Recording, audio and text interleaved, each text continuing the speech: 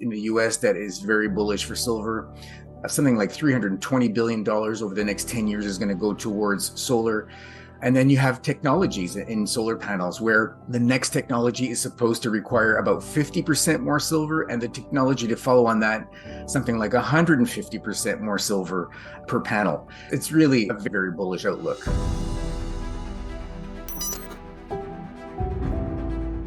Peter Krauth discusses how silver is significantly undervalued compared to other metals since 1980, emphasizing its low price compared to its historical high. He also highlights silver's distinction as the only major metal below its 1980 high, while other metals have surpassed their previous highs.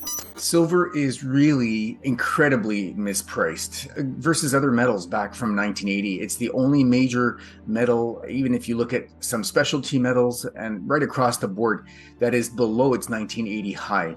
Gold, base metals, platinum group metals, some of the rare earth metals, they're all way above their 1980 highs. Silver is the only one that's in fact less than half of its 1980 high. That's one measure. If you look at inflation adjusted prices, still silver is something like 90% below its 1980 high.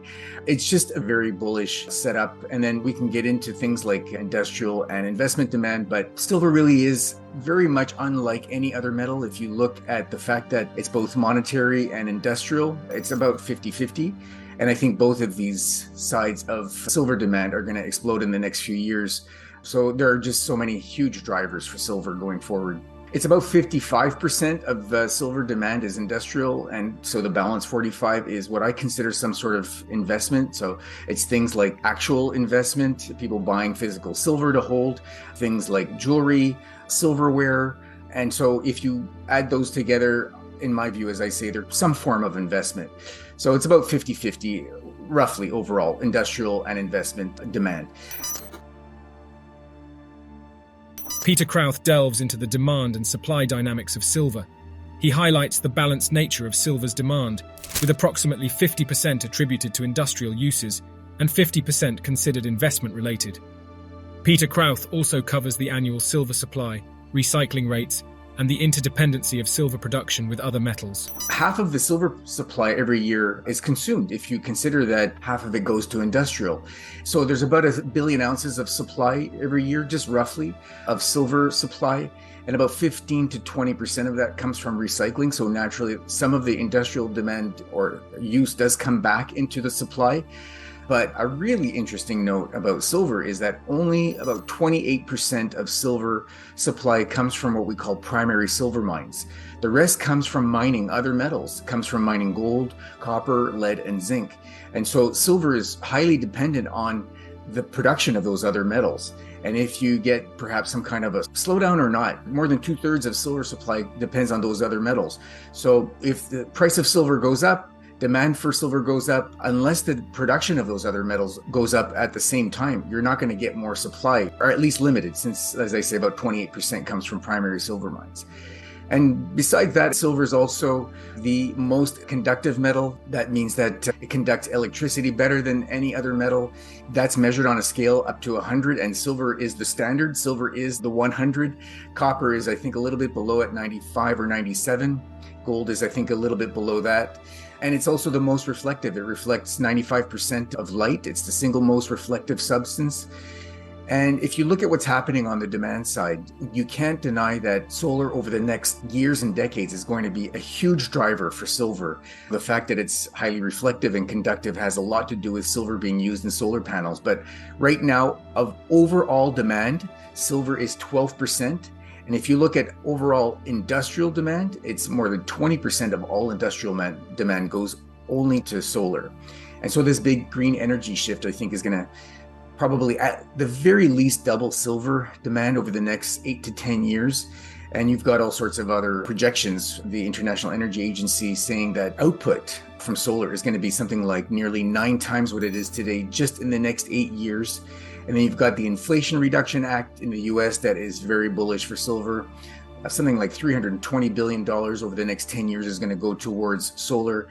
And then you have technologies in solar panels where the next technology is supposed to require about 50% more silver, and the technology to follow on that, something like 150% more silver per panel. It's really a very bullish outlook. Peter Krauth discusses the intentional efforts of central banks and central planners to keep interest rates below inflation rates, leading to financial repression.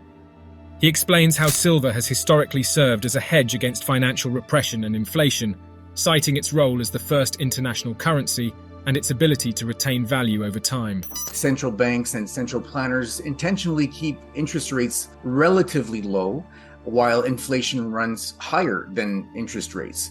When we had rates near zero, and this only goes back past decade or so, and for an extended period, multiple years of rates near zero, those were the lowest rates in 5,000 years of history. And so we are in uncharted waters. It's true that rates are rising right now, but if you look at, for example, in the US rates, it's easy to see that rates are very much below the inflation rate. And that's not by accident. By having central planners keep interest rates well below inflation rates, there's a huge loss to purchasing power. But at the same time, it helps governments with huge debts to be able to repay those debts over time with depreciated dollars. So it makes the debt manageable in that sense. So that's what I call financial repression. And silver's been a great hedge against financial repression and against inflation over millennia. It was the first truly international currency. It's always been an inflation hedge since then. If you look back, I did the math, I went back and looked at 1922, silver sold for 60 cents an ounce. And if you use the official rate of inflation, just over 3%, let's say average annually per year since then, silver should be at about $11 an ounce. So silver has more than doubled official inflation rates and probably is a lot closer to a fair return on what is real inflation. So over time, it certainly really does retain its value. Peter Krauth focuses on the concerns and challenges associated with rising inflation. He highlights the reluctance of central banks to effectively combat inflation by significantly raising interest rates. Peter Krauth also explores the potential consequences of consumers and businesses adjusting their expectations around high inflation rates, leading to a wage price spiral and further economic instability. Central banks, they're going to be unable and or unwilling to fight inflation, to really truly fight inflation, because if you were going to fight inflation right now effectively, you'd have to have rates up near 8% or above 8%. So we're a long way from that. There's a huge gap, and Powell has mentioned their big concern. It's no different in Europe. For example, Lagarde has recently said, they've both said their main concern is that consumers will start to anchor their expectations around high inflation rates. And what that would do is that would have businesses start to factor in higher inflation rates and act accordingly, so that businesses may slow down, will do less hiring. People will either do less consuming and or in some ways more consuming of certain things that are not things that will not perish, for example, and you may try to get a jump on inflation and stock up on certain things, or maybe buy a car or appliances or things like that in advance of expecting even higher prices. So that's really one of the things that the Fed is concerned about, because that could really spiral out of control for them. And that's that wage price spiral that they're concerned about. People will start to ask for higher wages as a consequence as well. So if you look at what is happening with commodity prices, the reason that I think we're going to see silver really play out with much, much higher price levels over time is that commodity prices will continue to rise. There's no question that we're going to remain in what we call a negative real rate environment. Inflation, despite central banks talking about and raising rates, net rates are going to stay below zero, and that's going to help keep commodity prices buoyed and eventually rising. I think we're in a new secular commodity bull market. And that's going to eventually get people to lose faith in currencies when they see that for an extended period, their money just simply buys them less and less in a more obvious way every year. It's one thing to deal with 2%, 3%. You're dealing with 7 or 8%. It takes something like 8 years or so before you lose half of your buying power.